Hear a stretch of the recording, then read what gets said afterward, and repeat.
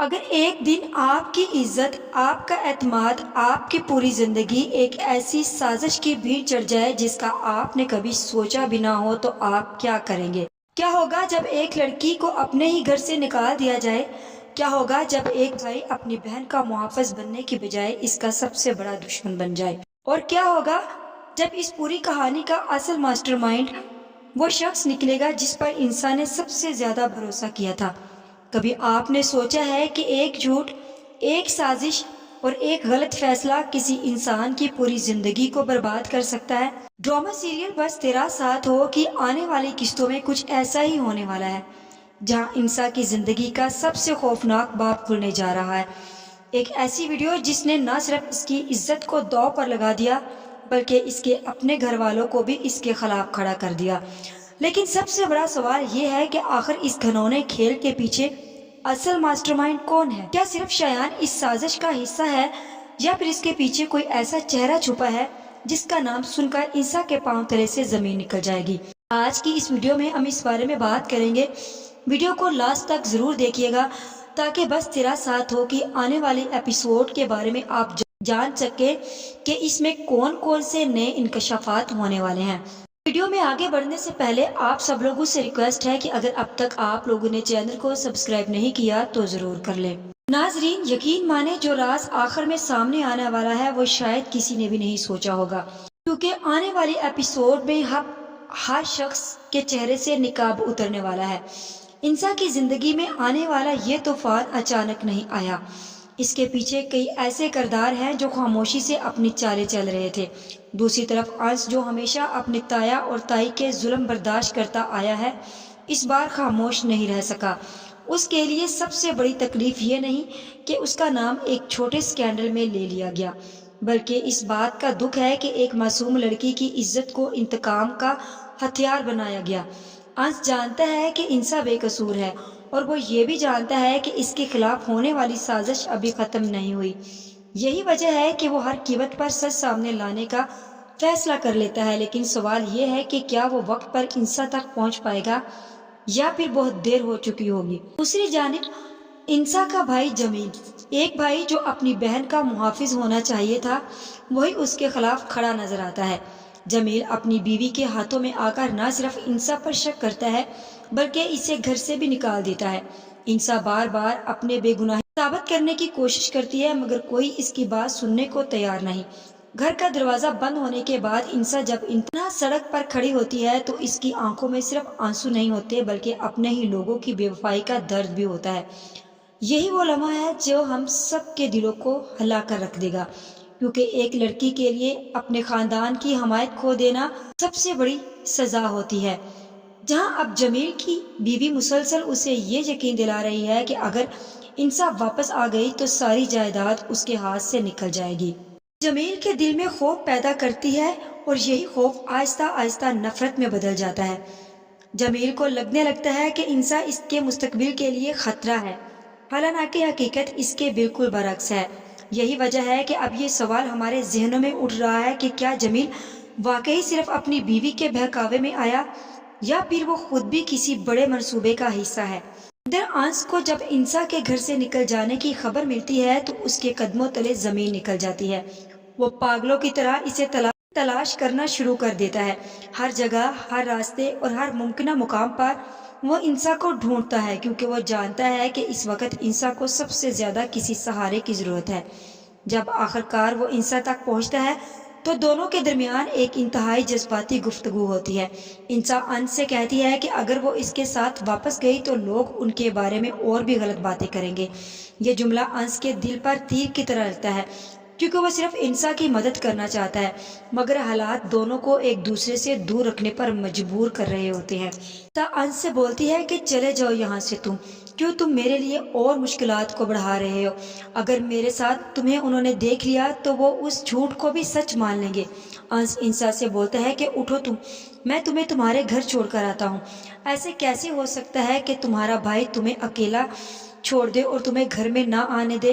ابھی انس اور اس کا دوست انسا کے پاس کھڑے یہ باتیں کر رہے ہوتے ہیں کہ انسا کا چچا وہاں پر پہنچ جاتا ہے، کیونکہ وہ جمیل کے پاس ہو کر آیا ہوتا ہے اور اس نے جمیل کو بولا ہوتا ہے کہ اس کی ہمت کیسے ہوئی کہ وہ انسا کو اس گھر سے نکال دے، کیونکہ انسا تمہارے باپ کی جائیداد میں سے آدھی حصے دار ہے۔ جہاں پھر جمیل اس کے چچا کو بولتا ہے کہ میں اسے نہیں رکھ سکتا۔ یہ سب کچھ دیکھنے کے بعد اگر آپ بھی دیکھیں گے تو آپ بھی اس کو منہ نہیں لگائیں گے۔ جمیل کو اس کا چچا بولتا ہے کہ تم اپنی بہن کے بارے میں ابھی تک نہیں جان سکے، مجھے تو افسوس ہو رہا ہے، کوئی اس پر کیا یقین کرے گا جب ایک سگا بھائی ہی اس پر اعتبار نہیں کرتا۔ کا چچا جمیل کو سخت الفاظ میں آئینہ دکھاتا ہے اور اسے یاد دلاتا ہے کہ جس بہن کو وہ آج ٹکرا رہا ہے کل اس بہن نے اس کے لیے کتنی قربانیاں دی تھی۔ چچا جان کے الفاظ جمیل کے اندر کو ہلا کر رکھ دیتے ہیں۔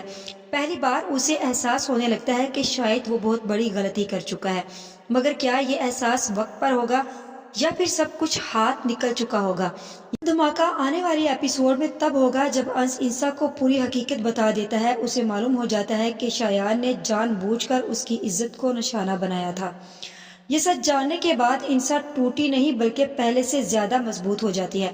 اس کی آنکھوں میں آنسوؤں کی جگہ انتقام کی آگ نظر آنے لگتی ہے۔ وہ فیصلہ کر لیتی ہے کہ اب خاموش رہنے کا وقت ختم ہو چکا ہے، شایان کا سامنا کرے گی اور اسے اس کے ہر گناہ کا حساب دینا ہوگا۔ والی ایپیسوڈ میں ہم دیکھیں گے کہ انسا سیدھی شایان کے گھر پہنچتی ہے۔ پورا خاندان حیران رہ جاتا ہے۔ شایان کو شاید یہ توقع ہی نہیں ہوتی کہ جس لڑکی کو اس نے کمزور سمجھا تھا وہ اس کے دروازے تک پہنچ جائے گی۔ جب شایان انسا کے سامنے آتا ہے تو اس کے چہرے کا رنگ اڑ جاتا ہے، اور پھر وہ لمحہ آتا ہے جب انسا ایک زوردار تھپڑ شایان کے منہ پر مارتی ہے۔ یہ صرف ایک تھپڑ نہیں بلکہ اس ظلم کے خلاف آواز ہے جو شایان نے اس پر کیا تھا۔ یہ منظر یقینی طور پر اور اس کے گھر والوں کو ہلا کر رکھ دیتا ہے۔ لیکن یہاں پر کہانی کا اختتام نہیں ہوتا ناظرین، کیونکہ آنے والی ایپیسوڈ میں اصل راز تو ابھی سامنے آنا ہے، اور پھر انسا پولیس کو کال کرتی ہے اور شایان پکڑا جاتا ہے۔ آنے والی ایپیسوڈ میں اصل راز تو ابھی آنا باقی ہے۔ پولیس جب شایان کو گرفتار کرتی ہے تو وہ ایک ایسا اعتراف کرتا ہے جو پورے ڈرامے کا رخ بدل دیتا ہے۔ شایان دعویٰ کرتا ہے کہ اس نے یہ سب اکیلے نہیں کیا بلکہ اسے سازش کے لیے کسی اور نے اکسایا تھا۔ حیران کن طور پر وہ نام جمیل کا لیتا ہے، جی ہاں وہی جمیل جو انسا کا بھائی ہے۔ یہ سنتے ہی ہر کوئی حیران رہ جاتا ہے۔ انسا کے لیے یہ خبر کسی قیامت سے کم نہیں ہوگی، کیونکہ دشمن کو دشمنی برداشت کر سکتی ہے لیکن اپنے کی غداری کسی انسان کو اندر سے توڑ دیتی ہے۔ اب سوال سب سے بڑا یہی ہے کہ کیا واقعی جمیل اس سازش میں شامل تھا؟ کیا اس نے جائیداد اور لالچ کی خاطر اپنی ہی بہن کی عزت کا سودا کر دیا، یا پھر شایان آخری وقت میں خود کو بچانے کے لیے جمیل پر الزام لگا رہا ہے؟ ایک بات طے ہے کہ اب اس کہانی میں خون کے رشتے، محبت، نفرت، دھوکہ اور انتقام سب ایک دوسرے کے سامنے کھڑے ہونے والے ہیں۔ یہی وجہ ہے کہ آنے والی قسط ڈرامے کی سب سے زیادہ حیرت انگیز ایپیسوڈ ہونے والی ہے۔ اب دوسری طرف انس کے دادا کی بھی طبیعت بہت ہی زیادہ خراب ہوتی ہے۔ انس ہاسپٹل میں اپنے دادا کے پاس ہوتا ہے۔ جیسے ہی انس کے دادا کی طبیعت زیادہ خراب ہوتی ہے تو انس کا دادا مرسلین سے ملنے کی بات کرتا ہے۔ مرسلین سے بولتا ہے کہ میں تمہارے ساتھ گھر ایک ہی صورت میں جاؤں گا جب انس اس گھر میں جائے گا۔ مرسلین بولتا ہے کہ میں نہیں چاہتا کہ جس طرح پہلے وہ آپ کا ہاتھ تھامے اس گھر میں آیا تھا آج وہ آپ کے ساتھ پھر اسی گھر میں چلا جائے، کیونکہ میں اسے ہرگز بھی برداشت نہیں کروں گا۔ کیونکہ مرسلین کو تو پہلے اس کی بیوی نے بولا ہے کہ اس نے میرے بیٹے کا خون کر دیا ہوتا تو کیا ہوتا، اس کے تو آنکھوں میں خون اترا ہوا تھا، اور میں اب ایسا نہیں ہونے دوں گی کہ وہ یہاں پر اس گھر میں دوبارہ آئے۔ اسی لیے مرسلین اپنی بیوی کی زبان بولتا ہے اور اپنے باپ سے بولتا ہے کہ میں انس کو وہاں پر نہیں آنے دوں گا۔